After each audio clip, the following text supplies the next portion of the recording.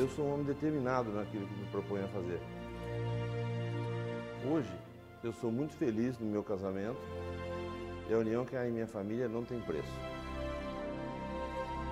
Eu posso dizer que eu tenho paz e sou muito realizada em todos os sentidos da minha vida. Hoje eu aprendi a conquistar e estabelecer, mas nem sempre foi assim. Eu tive uma vida de altos e baixos. Eu conheci meu esposo e aí resolvemos namorar. Nos casamos depois de 2 anos, quase 3 anos entre namoro e noivado.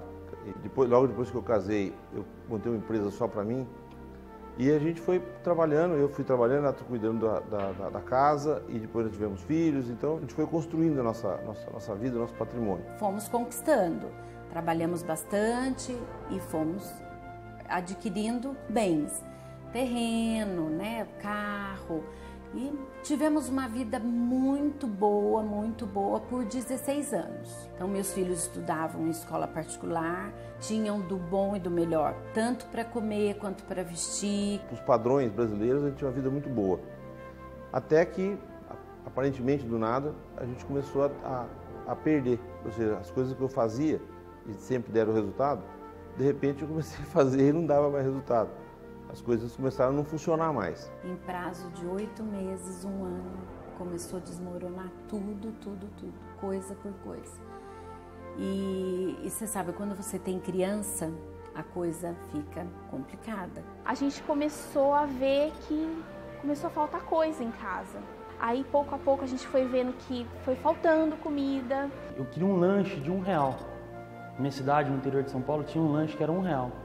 E eles não tinham condição de comprar nem esse lanche de R$1 para mim. Quando você perde tudo aquilo que você havia conquistado, isso é mais difícil, porque você já provou do bom.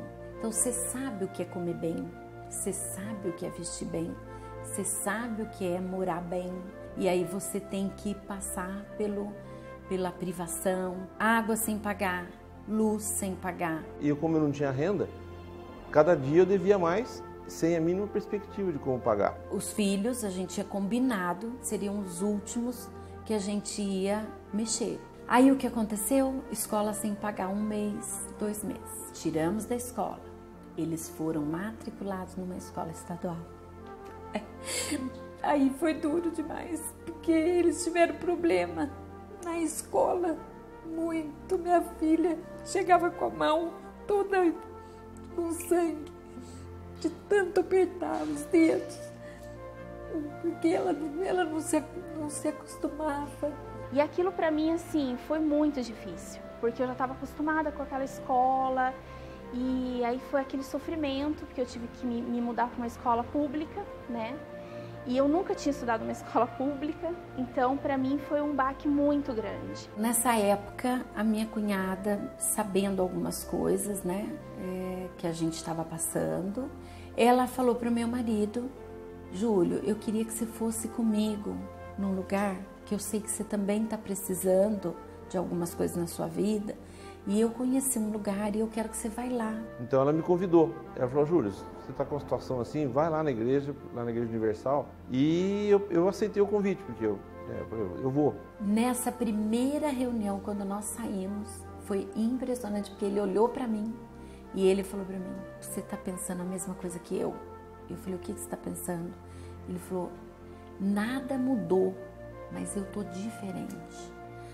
Dentro, parece que foi uma revolução, sabe, uma coisa interessante? Mas esse algo diferente veio da fé que nos foi apresentada. A fé que nos foi apresentada foi sem emoção nenhuma.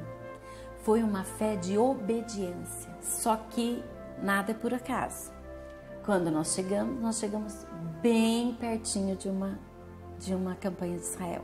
A fogueira santa é uma atitude que você tem que tomar de fé, de coragem. Ela te coloca naquela situação de você depender de Deus. Quando você começa a depender de Deus, as coisas começam a funcionar. A gente se lançou.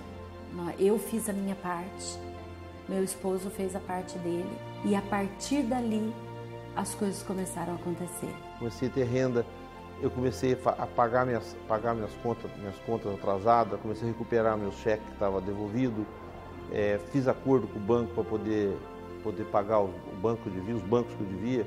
E foi de fogueira santa em fogueira santa, Deus foi acrescentando coisas na minha vida.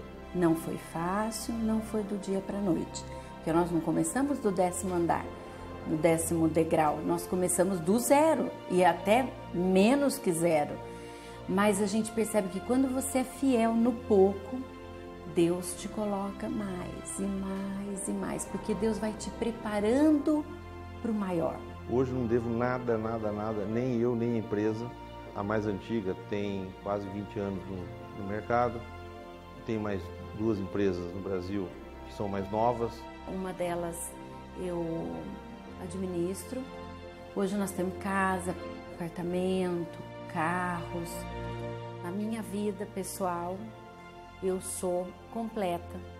Tenho um marido, ele é muito especial, não mede esforço para fazer o que eu quero. Tenho filhos maravilhosos, genro e nora, que os amo muito. Falar do Júlio e falar da Lucélia, para mim fica fácil. São pessoas que eu admiro muito, tenho muito respeito, muito carinho. São um casal muito exemplar, de vida com Deus, de respeito um para com o outro. O casamento deles é lindo, são companheirismo, eles parecem 2 namorados que acabaram de se conhecer, se respeitam, estão sempre juntos, são parceiros, eles são um casal exemplo. E na minha vida espiritual, que é o mais importante, é a paz que eu tenho, o Espírito Santo, que é uma dádiva, é a coisa mais preciosa.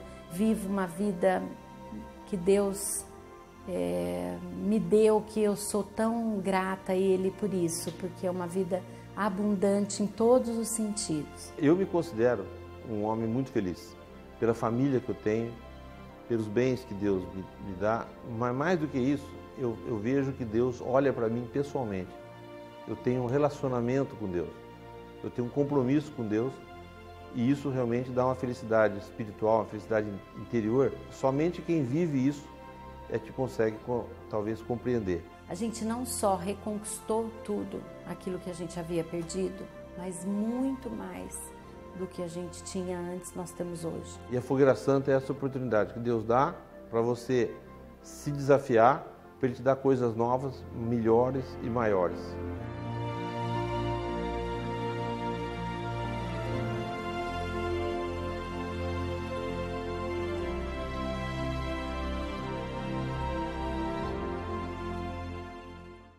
Seu Júlio, se o senhor quiser responder, responda. Se não quiser, não responda. Só para que as pessoas que não conhecem o que é o voto de sacrifício entendam. Tá. Quando o senhor chegou quebrado, qual foi, na sua primeira Fogueira Santa, o seu primeiro voto de sacrifício, que de fato foi sacrifício?